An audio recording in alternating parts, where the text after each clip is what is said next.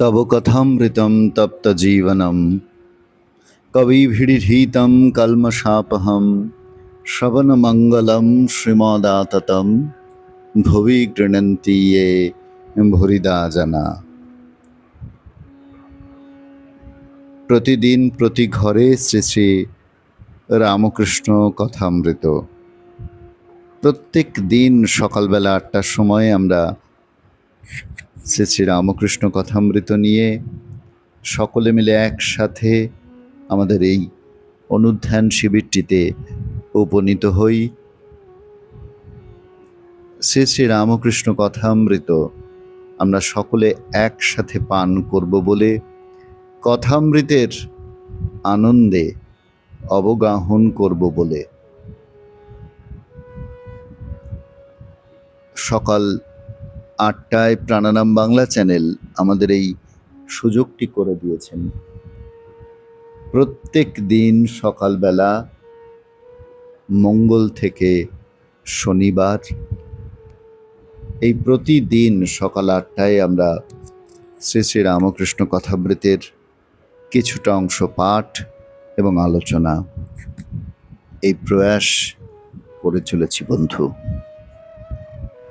শ্রীরামকৃষ্ণ দক্ষিণেশ্বর মন্দিরে রয়েছেন, আমরা সেই খণ্ডের ৩য় পরিচ্ছেদে রয়েছি। দক্ষিণেশ্বরে ঠাকুর শ্রীরামকৃষ্ণের জন্মোৎসব। কালীবাড়িতে আজ শ্রীরামকৃষ্ণের জন্ম মহোৎসব। ফাল্গুন শুক্লা দ্বিতীয়া রবিবার ১১ই মার্চ ১৮৮৩ খ্রিস্টাব্দ। আজ ঠাকুরের অন্তরঙ্গ ভক্তগণ সাক্ষাৎ তাহাকে লইয়া জন্মোৎসব করিবেন। প্রভাত হইতে ভক্তেরা একে একে আসিয়া জুটিতেছেন। সম্মুখে মা ভবতারিণীর মন্দির। মঙ্গলারতির পরই প্রভাতির আগে নহবতখানায় মধুর তানে রোশন চৌকি বাজিতেছে। একে বসন্তকাল, বৃক্ষলতা সকলেই নূতন বেশ পরিধান করিয়াছে। তাহাতে ভক্ত হৃদয় ঠাকুরের জন্মদিন স্মরণ করিয়া নৃত্য করিতেছে। চতুর্দিকে আনন্দের সমীরণ বহিতেছে। মাস্টার গিয়া দেখিতেছেন ভবনাথ, রাখাল, ভবনাথের বন্ধু কালীকৃষ্ণ উপস্থিত আছেন। তখন খুব সকাল। ঠাকুর ইহাদের সঙ্গে পূব দিকের বারান্দায় বসিয়া সহাস্যে আলাপ করিতেছেন। মাস্টার পৌঁছিয়া ঠাকুরকে ভূমিষ্ঠ হইয়া প্রণাম করিলেন। শ্রীরামকৃষ্ণ মাস্টারের প্রতি বলছেন, তুমি এসেছ? ভক্তদিগকে বলছেন, লজ্জা ঘৃণা ভয় তিন থাকতে নয়। আজ কত আনন্দ হবে, কিন্তু যে শালারা হরিনামে মত্ত হয়ে নৃত্যগীত করতে পারবে না, তাদের কোনো কালে হবে না। ঈশ্বরের কথায় লজ্জা কি, ভয় কি? নে এখন তোরা গা। ভবনাথ কালীকৃষ্ণ গান গাহিতেছেন। ধন্য ধন্য ধন্য আজি দিন আনন্দকারী, সবে মিলে তব সত্য ধর্ম ভারতে প্রচারী। হৃদয়ে হৃদয়ে তোমারি ধাম, দিশি দিশি তব পুণ্য নাম। ভক্তজন সমাজ আজি স্তুতি করে তোমারি। নাহি চাহি প্রভু ধনজন মান, নাহি প্রভু অন্য কাম। প্রার্থনা করে তোমারে আকুল নরনারী। তব পদে প্রভু লইনু শরণ, কি ভয় বিপদে কি ভয় মরণ। অমৃতর খনি পাইনু যখন জয় জয় তোমারি। ঠাকুর বদ্ধাঞ্জলি হইয়া বসিয়া এক মনে গান শুনিতেছেন। গান শুনিতে শুনিতে মন একেবারে ভাব রাজ্যে চলিয়া গিয়াছে। ঠাকুরের মন শুষ্ক দিয়া সলাই, একবার ঘষিলেই উদ্দীপন। প্রাকৃত লোকের মন ভিজে দিয়া সলাইয়ের ন্যায়, যত ঘষো জ্বলে না, কেননা মন বিষয়া আসক্ত। ঠাকুর অনেকক্ষণ ধ্যানে নিমগ্ন। কিয়ৎক্ষণ পরে কালীকৃষ্ণ ভবনাথের কানে কানে কি বলিতেছেন। কালীকৃষ্ণ ঠাকুরকে প্রণাম করিয়া গাত্রোত্থান করিলেন। ঠাকুর বিস্ময়াবিষ্ট হইয়া জিজ্ঞাসা করিলেন, কোথায় যাবে? ভবনাথ বলছেন, আজ্ঞা একটু প্রয়োজন আছে, তাই যাবে। শ্রীরামকৃষ্ণ, কি দরকার? ভবনাথ বলছেন, আজ্ঞা শ্রমজীবীদের শিক্ষালয়ে যাবে। কালীকৃষ্ণের প্রস্থান। শ্রীরামকৃষ্ণ বলছেন, ওর কপালে নাই। আজ হরিনামে কত আনন্দ হবে, দেখো তো, ওর কপালে নাই।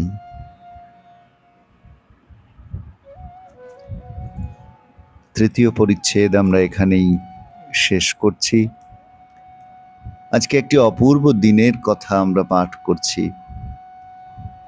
আজকে যখন শ্রীরামকৃষ্ণ জন্ম মহোৎসব চারিদিকে ধুমধাম করে পালিত হয়, তখন আমরা অনেক সময় মঠে মন্দিরে গিয়ে শ্রীরামকৃষ্ণ জন্ম উৎসব দেখবার সৌভাগ্যটি অর্জন করি। কিন্তু 1883 খ্রিস্টাব্দে ঠাকুর সেখানে রয়েছেন।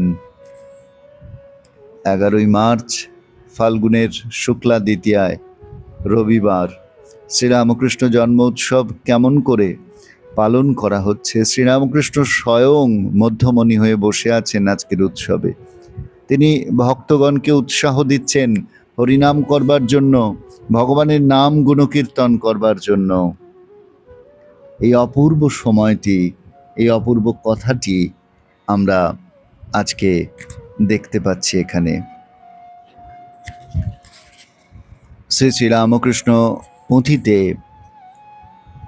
এরকম লেখা হচ্ছে, ঐশ্বর্য দেখিয়া তত্ত্ব করিতে নির্ণয়, তোর মতো ছন্দ যেন মোর নাহি হয়।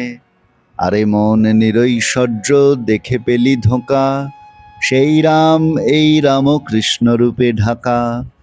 আরে মন নিরৈশ্বর্য দেখে পেলি ধোঁকা, সেই কৃষ্ণ এই রামকৃষ্ণ রূপে ঢাকা। সেই রাম সেই কৃষ্ণ রামকৃষ্ণ সাজে, লীলান্তরে রূপান্তর আপনার কাজে। রূপান্তর মাত্র কিন্তু গুণান্তর নয়, মোহল্লীলা শ্রীপ্রভুর সাক্ষী পরিচয়। যখন যে রূপ সাজ হয় দরকার, সে রূপে সে সাজে অবতীর্ণ অবতার। পৌরাণিক যুগে অবতারদের চতুর্ভুজ, ষড়ভুজ, হাতে সুদর্শন চক্র, অলঙ্কার বিভূষিত দেহ ইত্যাদি দেখে বোঝা যেত যে ভগবান অবতীর্ণ হয়েছেন।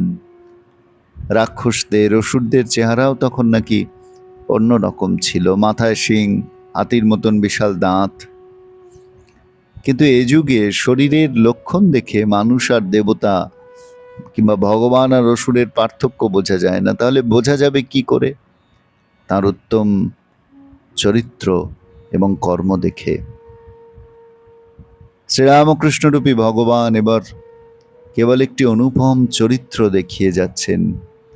এই চরিত্র গঠনই যে যথার্থ ধর্ম এবং দেবত্ব বিকাশের একমাত্র পথ, তার সুলুক সন্ধান বলে দিয়ে যাচ্ছেন। নিজের জীবন দিয়ে এই পরম সত্যটি উদ্ঘাটনের জন্য যা করে যাচ্ছেন সেটিই তাঁর এবারের লীলা। এই লীলার বৈশিষ্ট্য বাইরের ঐশ্বর্য বর্জন, আন্তর ঐশ্বর্যের উন্মোচন। বাইরের ঐশ্বর্য বর্জন হচ্ছে ত্যাগ, আর আন্তর ঐশ্বর্যের উন্মোচন সত্য, পবিত্রতা, প্রেম, অহংশূন্যতা, করুণা, ক্ষমা ইত্যাদি দিব্য গুণ যা কিছু আছে সমস্ত কিছু আমাদের ভেতরে সেগুলি সুপ্ত রয়েছে। এই শ্রীরামকৃষ্ণকে কেন্দ্র করে তার এই ঐশ্বর্যবিহীন লীলার এই মূল সুরটি আমাদের কাছে অনাবৃত করেছেন শ্রীমা সারদা দেবী স্বয়ং। তিনি বলছেন, মানুষ তো ভগবানকে ভুলেই আছে, তাই যখন দরকার তিনি নিজে এসে একবার এসে সাধন করে পথ দেখিয়ে দেন। এবার দেখালেন ত্যাগ, তার ত্যাগই ছিল ঐশ্বর্য। এই যুগে তার ত্যাগই হলো বিশেষত্ব। ওরকম স্বাভাবিক ত্যাগ আর কেউ কখনো দেখেছে? শ্রীমা মৃদু দু একটি কথায় শ্রীরামকৃষ্ণ লীলার খেইটি আমাদের যেন ধরিয়ে দিয়েছেন। স্বামীজি কিন্তু সেখানেই থেমে থাকলেন না। তার বিশ্লেষণের সৌর তেজটি একাগ্র করে প্রক্ষেপ করছেন শ্রীরামকৃষ্ণের মৌলিক চরিত্রের উপর, যার পবিত্রতা, প্রেম আর ঐশ্বর্যের এক কণা মাত্র রাম, কৃষ্ণ, বুদ্ধ, যিশু বা চৈতন্যে প্রকাশিত।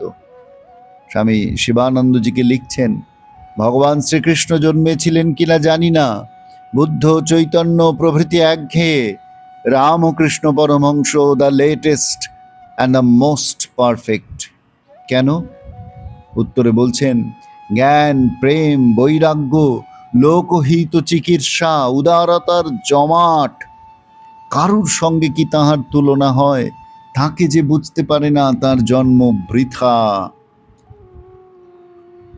আর এক চিঠিতে 1895 সালে গুরুভাইদের লিখছেন, রামকৃষ্ণ অবতারে জ্ঞান, ভক্তি ও প্রেম, অনন্ত জ্ঞান, অনন্ত প্রেম, অনন্ত কর্ম, অনন্ত জীবে দয়া, তোরা এখনো বুঝতে পারিসনি।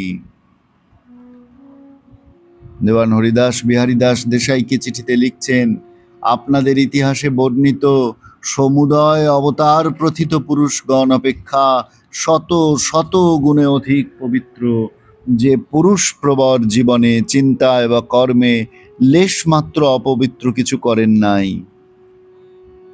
আবার লিখছেন, সার এই যে পরমহংসদেব চরিত্র সম্বন্ধে পুরাতন ঠাকুরদের উপরে যান এবং শিক্ষা সম্বন্ধে সকলের চেয়ে উদার ও নূতন এবং প্রোগ্রেসিভ।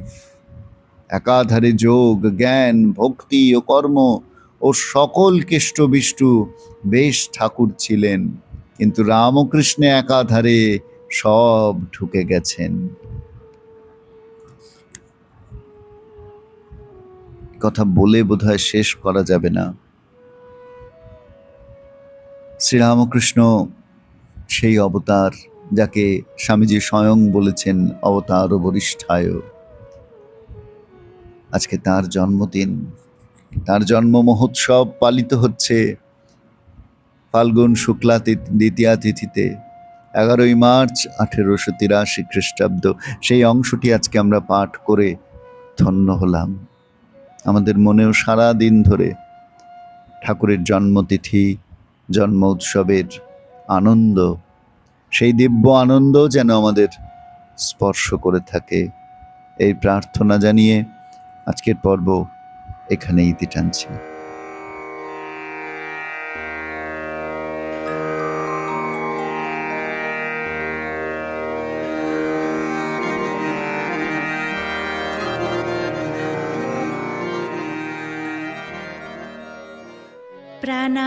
প্রাণারাম প্রাণারাম প্রাণারাম প্রাণারাম প্রাণারাম প্রাণারাম, কি যেন লুকানো নামে তাই মিষ্ট এত তব নাম। প্রাণারাম প্রাণারাম প্রাণারাম